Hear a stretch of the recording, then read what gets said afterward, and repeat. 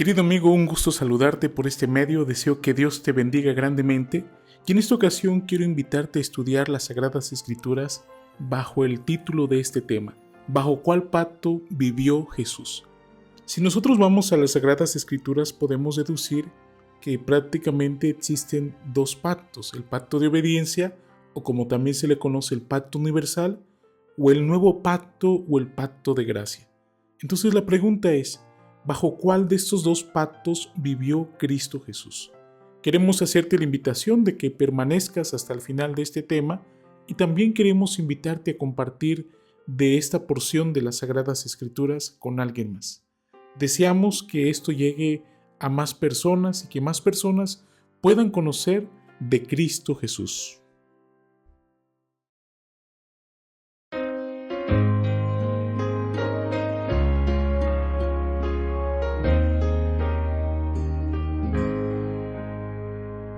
Esparcid la luz de Cristo en la densa oscuridad, alumbrad a quien no ha visto más que el mundo de maldad.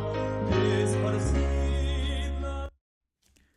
Gracias por permanecer conectado y queremos invitar a nuestro Padre Celestial para que Él pueda conducirnos en el estudio de su Santa Palabra y que al esparcir su Evangelio muchos corazones sean confortados, muchas personas puedan encontrar esperanza. Bendito buen Padre Celestial, queremos Señor pedirte de tu bendición, de tu autorización Señor, para poder exponer tu Santa Palabra. Por favor condúzcanos Señor, te lo pedimos en el nombre de Cristo Jesús. Amén. Como ya lo habíamos adelantado, el título de esta ocasión es ¿bajo cuál pacto vivió Cristo Jesús? Nosotros podemos ver en las Sagradas Escrituras que Dios siempre se relaciona con sus criaturas a través de un pacto, es decir, un acuerdo que Dios establece con las criaturas y que la criatura se compromete a llevar a cabo, se compromete a obedecer. Por ejemplo, con Noé Dios estableció un pacto, dice, pero estableceré mi pacto contigo y tú entrarás en el arca con tus hijos, tu mujer y las mujeres de tus hijos. Génesis 6:18. Lo mismo fue con Abraham, lo mismo fue con el pueblo de Israel, lo mismo fue con el rey David. Dios siempre se relaciona con sus criaturas a través de un pacto. Y también cuando Satanás se encontraba en el cielo y era un ángel bueno, él también vivía bajo un pacto, el pacto de obediencia, el pacto donde la ley de Dios gobernaba el universo. Llegó un momento en que Satanás se rebeló hacia la ley de Dios y ese pacto se rompió por lo menos con él y con las criaturas o los ángeles que decidieron tenerlo a él como caudillo. Dice Salmo 119:54, horror se apoderó de mí a causa de los impíos que dejan tu ley. Fíjese, los impíos dejan la ley de Dios y eso fue lo que pasó en el cielo. Si nosotros observamos los mandamientos de Dios, muchos de ellos los violó Satanás estando en el cielo. Por ejemplo, no tomarás el nombre de Dios en vano, no tendrás dioses ajenos. Muchos de ellos los violó Satanás. Dice Ezequiel 28:15, perfecto eras en todos tus caminos, desde el día en que fuiste creado hasta que se halló en ti maldad. Ese hasta deduce que fue el momento cuando él, en lugar de rendirle la adoración a Dios como su creador, comenzó a querer ocupar el lugar que le correspondía a Cristo Jesús. Fíjese lo que dice Isaías 14:13 y 14.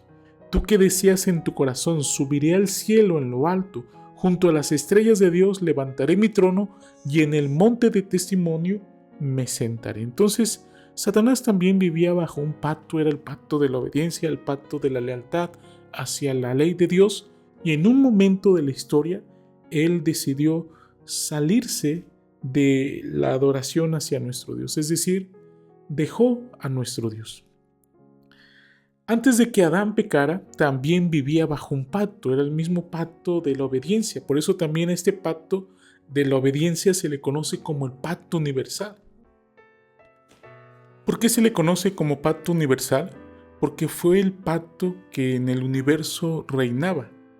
Es decir, Todas las criaturas tenían la capacidad de obedecer perfectamente la voz de Dios, incluyendo a Adán y Eva antes de pecar, incluyendo a Satanás antes de revelarse en el cielo. Entonces por eso es el pacto universal. Es un pacto que rige todo el universo, por lo menos con los seres que no han conocido el pecado. Sin embargo, al Adán y Eva desobedecer la voz de Dios, Dios se vio la necesidad de establecer un nuevo pacto. ¿Por qué es nuevo? Porque nunca antes había sido establecido con alguna criatura. Entonces Dios estableció un nuevo pacto. El primer pacto, es decir, el pacto universal, era para criaturas que podían obedecer perfectamente las indicaciones de Dios. Sin embargo, al Adán pecar, su naturaleza se corrompió.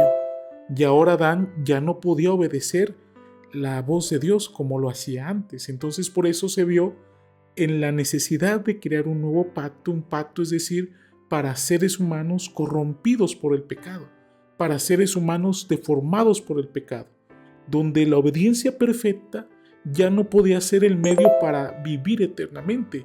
Ahora Dios tenía que proveer de algo más. Ese día en que nuestros primeros padres pecaron, Dios ratificó el nuevo pacto. Les prometió un sustituto. Dice así, Génesis 3:15. Pondré enemistad entre ti y la mujer, y entre tu simiente y la simiente suya. Esta te herirá en la cabeza, y tú le herirás en el calcañar. Es decir, la simiente de la mujer es Cristo Jesús. Él habría de venir a tomar el lugar que a nosotros nos correspondía, es decir, la muerte. Mire lo que dice las Sagradas Escrituras sobre el nuevo pacto, cómo fue ratificado la noche que Cristo partió el pan y lo repartió a sus discípulos. Dice así, y tomando la copa, y habiendo dado gracias, se la pasó diciendo, bebed de ella todos, porque esta es mi sangre del nuevo pacto, que por muchos es derramada para perdón de los pecados. Era para ayudar a los seres humanos que son por naturaleza pecaminosos. Es el pacto de la gracia. Es para seres que no pueden obedecer perfectamente la ley de Dios. Ahora mire, esta tabla comparativa tiene algunas cosas sobre el pacto universal y el pacto de la gracia. El pacto universal, ¿dónde fue establecido? Para los seres humanos que pueden obedecer perfectamente. Siempre ha existido en el universo, establecido en la creación con los seres humanos. En el universo entero, salvo este mundo, salvo Satanás y sus secuaces, ellos no viven bajo este pacto porque pues nosotros nos hemos rebelado hacia la ley de Dios. Sin embargo, es un pacto bueno porque es el pacto universal y si nuestros primeros padres lo hubiesen guardado, si nuestros primeros padres no hubiesen desobedecido, muchas tragedias no estarían sucediendo como el día de hoy sucede. ¿Cuáles son las partes en el pacto universal? Dios con el universo, les repito, ¿verdad? Es un pacto bueno. El pacto de la obediencia es bueno. Sin embargo, nosotros como seres humanos corrompidos por el pecado, ya no podemos obedecer perfectamente. Pero el hecho de que nosotros no podamos obedecer perfectamente no quiere decir que este pacto sea malo. La ley de Dios es buena, obedecer es bueno. Sin embargo, por nuestra condición, pues necesitamos de la gracia de Dios. Y la condición para poder vivir, para poder permanecer bajo este pacto, pues es la perfecta obediencia. La señal, por lo menos en la tierra, fue el árbol del conocimiento del bien y del mal. La promesa es vida eterna si nuestros primeros padres hubiesen obedecido. Nunca hubiéramos experimentado los efectos del pecado. Y la consecuencia a desobedecer fue la muerte si desobedecía, de acuerdo a lo que acabamos de ver. Y la naturaleza es condicional. El hombre debía obedecer para conservar la vida. Ahora, el nuevo pacto, miren. ¿Cuándo fue establecido el nuevo pacto o el pacto de gracia? Antes de la fundación del mundo, mucho antes, como dice Efesios 1:4. Antes de que existiese el pecado, antes de que Satanás se rebelara, Dios ya había provisto una solución, sabiendo Él las cosas que habrán de ocurrir. Dios conoce el futuro y Él sabía que en un momento de la historia del universo Satanás iba a rebelar y cómo el pecado se iba a introducir a nuestro planeta Tierra. Fue ratificado en Génesis 3:15 y milenios más tarde Jesús lo ratificó en la Santa Cena. ¿Quiénes son las partes? Dios con la humanidad a través del segundo Adán, es decir, Cristo Jesús, para seres que no podemos obedecer perfectamente. ¿Cuál es la condición? La promesa de la redención. ¿Cuál es la señal?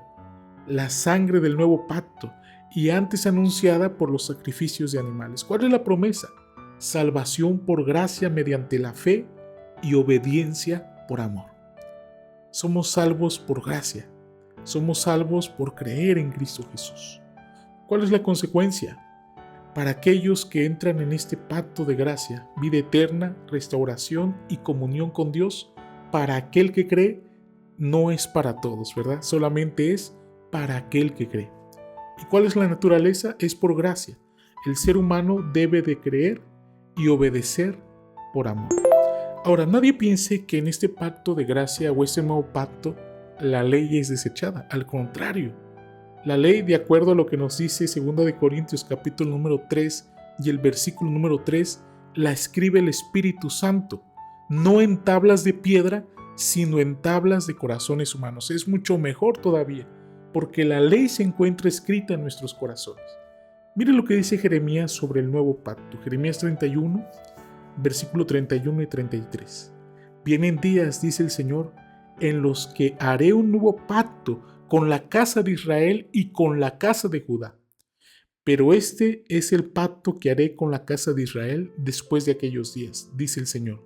Pondré mi ley en su mente y la escribiré en su corazón. Yo seré su Dios y ellos serán mi pueblo. Maravilloso, queridos hermanos, que Dios concedió con nosotros, con este planeta Tierra que estaba en rebelión, estableciendo un nuevo pacto con nosotros, un pacto donde, aunque a veces querramos obedecer perfectamente, fallamos. Entonces es un pacto para seres humanos que por su naturaleza corrompida ya no podemos obedecer perfectamente la ley de Dios.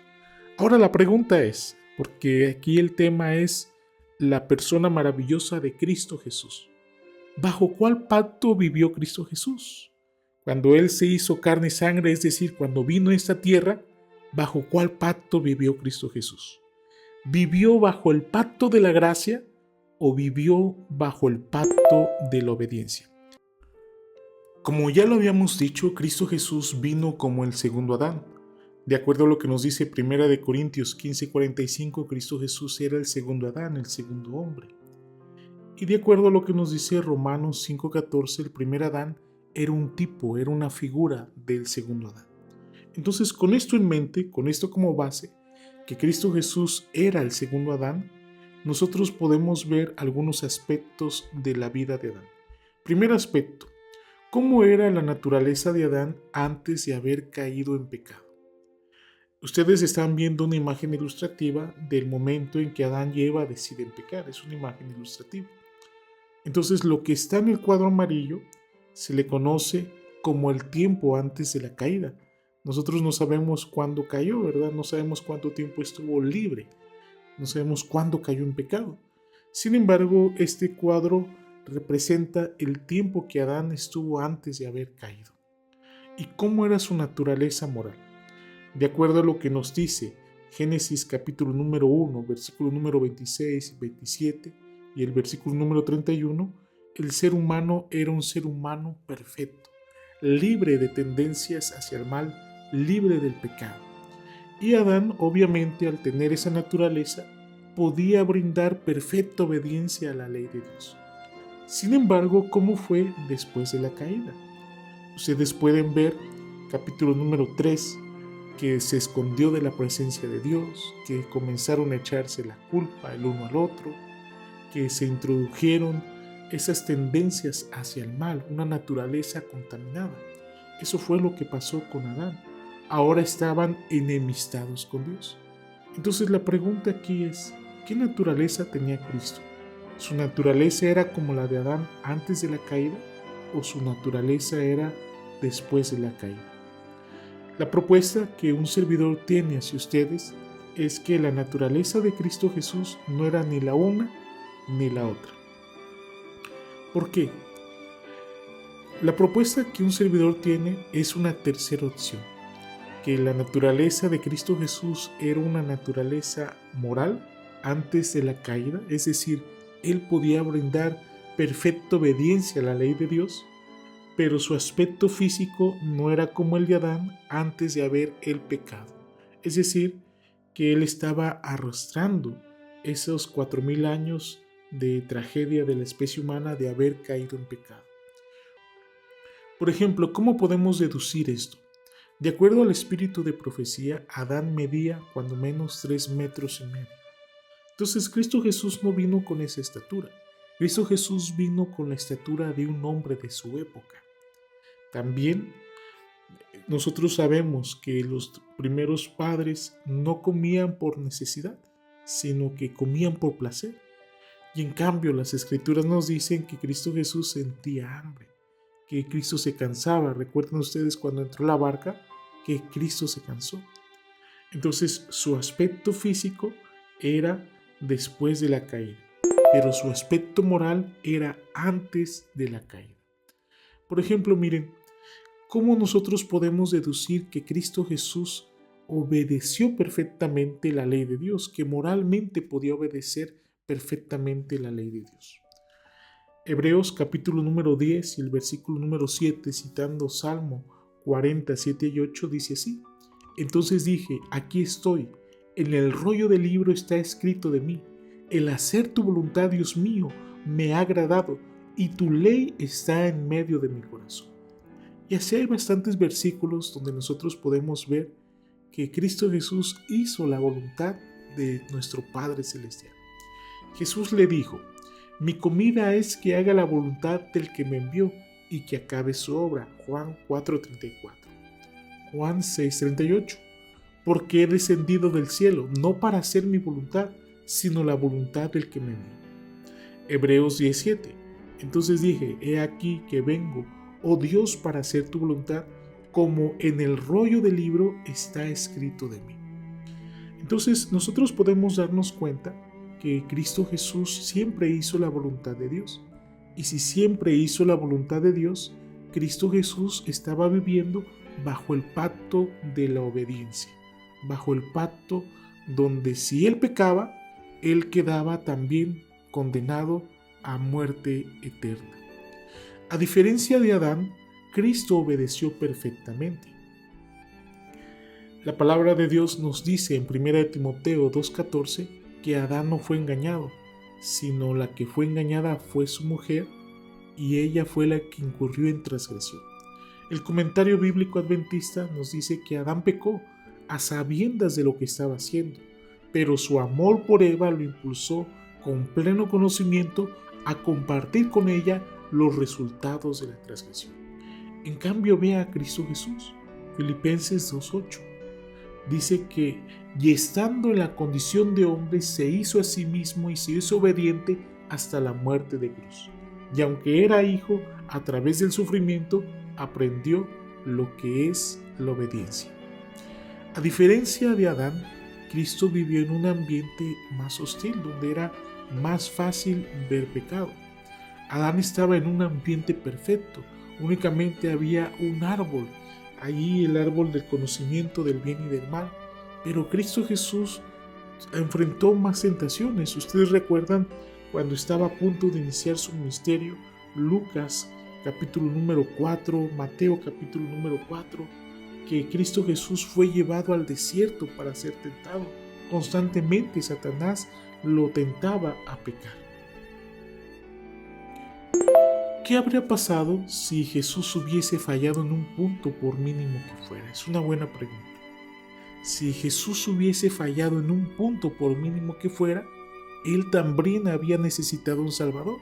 ¿Y quién más nos hubiese podido salvar? Nadie más. Todos nosotros hubiésemos quedado sin esperanza. Mire lo que dice Santiago 2:10.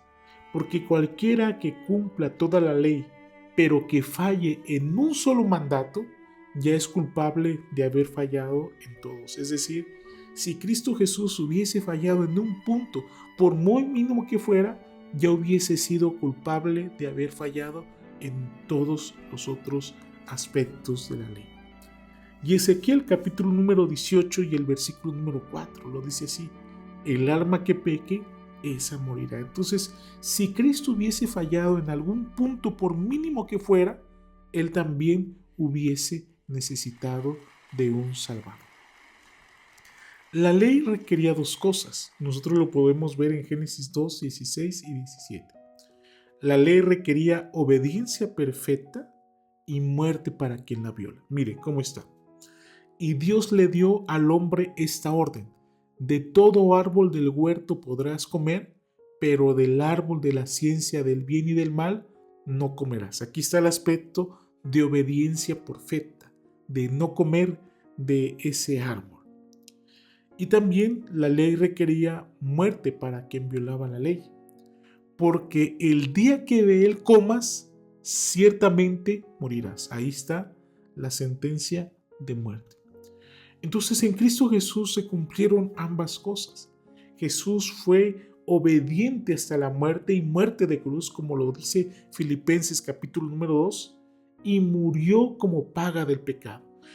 Entonces Cristo Jesús pudo satisfacer las demandas de la ley. En conclusión, mis queridos amigos, Cristo Jesús vivió bajo el pacto universal, es decir, bajo el pacto de la obediencia perfecta. Nosotros no podemos salvarnos por obediencia perfecta, porque somos seres humanos que tienen tendencias hacia el mal. Nos salvan por gracia, bajo el pacto de la gracia. Cristo vivió una vida perfecta sin pecado bajo el pacto de la obediencia. Cuando aceptamos a Cristo Jesús como nuestro Salvador, y este es el tema que más adelante vamos a dedicarnos, su vida perfecta reemplaza la mía. Y cuando comprendemos lo que Cristo hizo por nosotros, vivimos vidas consagradas para Él, nuestra vida es transformada. La prueba de que hemos comprendido que somos salvos por gracia es la obediencia. Recuerde usted, en el pacto de la gracia la ley no se desecha, sino que la ley está escrita en nuestros corazones, y el precio de nuestra salvación fue la vida de Cristo Jesús. Mi querido amigo, deseo que Dios te bendiga grandemente, que Dios te guarde y que recuerdes, ¿verdad? Nosotros vivimos bajo el pacto de la gracia, bajo el pacto donde nosotros no nos podemos salvar, sino que nos salvan. Es Dios quien nos salva. Es Dios quien ha dado a su Hijo unigénito para que todo aquel que crea en Él no se pierda, mas tenga vida eterna. Mi querido amigo, y Cristo Jesús vivió bajo el pacto de la obediencia. Si Él hubiese fallado en un punto, por mínimo que fuera, Él también hubiese necesitado de un Salvador. Vamos a orar para concluir. Bendito buen Padre Celestial, gracias por tu palabra, gracias Señor por todo, y queremos pedirte, Padre Eterno, de tu bendición para cada uno de los que hemos escuchado de este tema, Señor. Que podamos comprender la obra tan maravillosa que hiciste en favor de nosotros y que podamos compartir esto, Señor, tan significativo que es para nosotros el día de hoy. En el nombre de Cristo Jesús, amén. Querido amigo, te agradecemos por haber estado con nosotros una vez más en este podcast. Deseamos que tengas un excelente día y que Dios te bendiga grandemente.